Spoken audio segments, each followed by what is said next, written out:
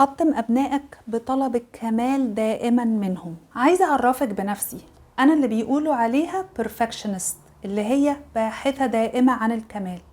ناس كتير بتعتبر دي ميزة ويمكن كمان بيحسدوني عليها، لكن خليني أقولك بكل صراحة إن أحيانا الموضوع ده ممكن يبقى باب جحيم عليا وعلى كل اللي حواليا. أنا مش بستحمل ولادي يغلطوا، نفسي يبقوا صح في كل حاجة قدر المستطاع، يجيبوا آخرهم في المذاكرة والتمارين ويصلوا الفرض بفرضه. أنا شايفة إن ده عادي، أو ده كمان اللي المفروض يعملوه، لأن ما عندهمش حاجة تخليهم يغلطوا. احنا موفرين لهم كل حاجة وانا فانية حياتي عشانهم. بصراحة أنا مش بحس إنهم نجحوا غير لما يجيبوا الدرجات النهائية، غير كده مش بيفرق معايا، ويمكن بحس إن هم سقطوا. مش بستشعر تفوقهم الرياضي غير لو طلعوا الأوائل في المسابقات والبطولات، غير كده بزعل جدا جدا، لأني بحس إن أنا فشلت وهم كمان فشلوا. ساعات بحس إنهم مضغوطين بزيادة ونفسي أخليهم يعيشوا سنهم، بس مش بقدر اسمح لهم بأي غلط ولا أي تعثر. نفسي أبطل الموضوع ده وأبني علاقة كويسة معاهم وأشيل من عليهم شوية ضغوطات. أعمل كده إزاي؟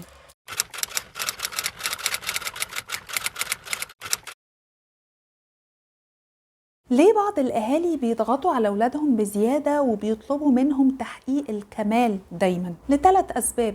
أولا، التربية والخبرات السابقة. بعض الأهالي اللي بيربوا ولادهم بالشكل ده بيكونوا هم أصلا اتربوا على إيد أب أو أم باحثين عن الكمال، اللي هو شكل يقرب إلى أنت لو مش متفوق يبقى زيك زي السائط، أنت لو مش متميز في كل حاجة تقريبا بشكل كبير يبقى انت فاشل ومفيش فيك فايدة، ويمكن حتى ما تستحقش اننا نحتفل ولا نحتفي بيك. لو حضرتك وانتي صغيرة سمعتي رسائل من اهلك من نوعية انتي مش حلوة كفاية، مش ذكية كفاية، مش شاطرة كفاية مثلا، وارد ده يكون انعكس على اسلوب تربيتك لولادك وبتعامليهم ان انتي عايزاهم بيرفكت ما فيهمش غلطة. تاني حاجة ممكن نسميها عقلية all or nothing، الكل شيء او اللا شيء، يا ابيض يا اسود. بعض الاهالي بيفكروا بطريقه يا انت جايب الدرجات النهائيه يا زيك زي السائط.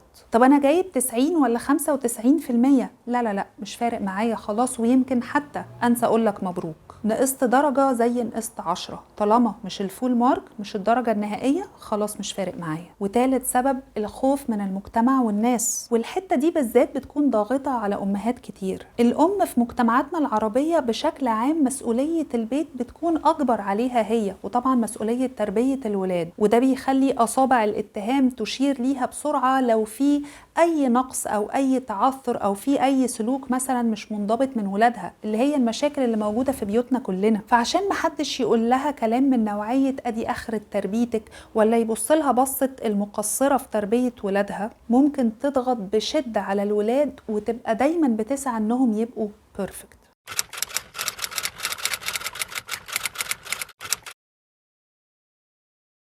ايه هي التبعات السلبية والسيئة على أولادنا لما بنضغط عليهم بشدة عشان نطلب منهم الكمال، البرفكشن؟ في تبعات سيئة كتير للموضوع ده، هقول لحضرتك أهم 5 نقط.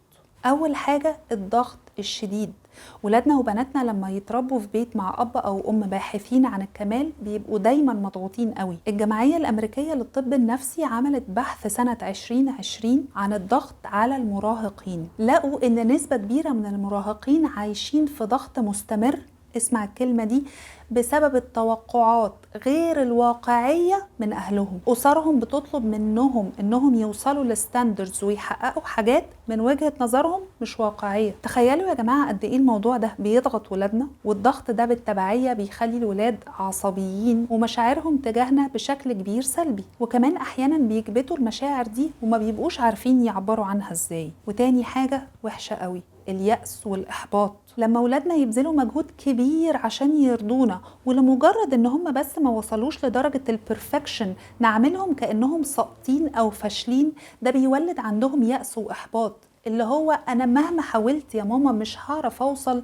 للمستوى اللي انتي عايزاني اوصل له ده، فمش هحاول اصلا. والشعور ده بالتبعية بيخليهم يائسين ومحبطين، وفي احيانا كتيرة بيفقدهم الرغبة في تجربة اي حاجة جديدة اصلا. وتالت حاجة، نقطة في منتهى الخطورة، البحث عن طرق ملتوية لتحقيق الأهداف. عارفين يا جماعة الناس اللي عايزة تكسب بالفهلوة، الولاد اللي عايزة تنجح في الامتحان بس بالغش، الناس اللي عايزة تبقى غنية ومعاها فلوس كتير حتى لو هتسرق أو تختلس حقوق الناس. كل دي نتائج ممكن أوصل ولادي ليها بسبب طريقة التربية دي. عارفة لو حضرتك بتربي ابنك أو بنتك على البرفكشن ده ممكن توصلي لإيه؟ إنه هيقولك مثلا عايزاني أجيب فول مارك في الامتحان يا ماما، حاضر، سيبك بقى من المذاكرة والمجهود والكلام ده، أنا هبذل مجهود بس مش في المذاكرة، في إني أعمل برشام اخش بيه اللجنه، او اني ادور على واحد شاطر حواليا اغش منه الامتحان زي ما هو عشان اجيب لك الدرجات اللي تخليكي فخوره بيا قدام الناس كلها. بس ما تكلمنيش بقى على مذاكره ومجهود. وللاسف لما يكبر على التربيه دي هيبقى ده اسلوب حياته. تخيلوا حضراتكم لما المجتمع يبقى مليان دكاتره ومهندسين وموظفين نجحوا بالغش، هنبقى عايشين في مجتمع عامل ازاي؟ رابع نقطه، فقدان طعم الإنجاز، اللي هي حاجة ممتعة جدا ومن أكبر بواعث الواحد على النجاح. لما أنا كأم بستصغر إنجازات ولادي مش بيحسوا بطعمها ولا بيستشعروا فرحتها، بالعكس الإنجاز والنجاح بيخليه يدوق مرارة إن إحنا مش فرحانين بيه ومش فارق معانا وبنعتبره فاشل كمان. والنقطة الجاية برضو سلبية جدا، فقدان الثقة في الأهل كمصدر تشجيع. إن الولاد أو البنات اللي بيتربوا بالطريقة دي بيفقدوا من أهلهم إنهم يكونوا مصدر التشجيع الأول ليهم. إحنا يا جماعة كأهل المصدر الأول والأهم والأكبر للتشجيع وللدوافع لولادنا. التشجيع من المقربين ده مهم جدا، فلما ولادنا بيفقدوه بيأثر عليهم في الفترات التانية اللي بيمروا فيها بالدروب. مين اللي هيقف ورا ابني ويقول له يلا حاول تاني، نفض التراب اللي عليك وتعلم الدرس وكمل؟ لو مش أنا أمه اللي بتعمل كده، امال مين اللي هيقوله؟ فالاب والام البرفكشنستس بدل لما يحفزوا ولادهم ويحمسوهم انهم يكملوا بيكونوا مصدر احباط. اذا كنتوا مش بتحتفلوا بانجازاتهم فما بالكم بتعملوا ايه في تعثراتهم؟ اعمل ايه لو انا بضغط على ولادي ودايما ببحث عن الكمال فيهم؟ اصلح الموضوع ده ازاي وارجع ابني علاقة سوية وايجابية معاهم في الحتة دي ازاي؟ هقول لحضرتك 3 نصايح. أول حاجة لو سمحتي وزني بين المجهود والنتيجة. يعني إيه؟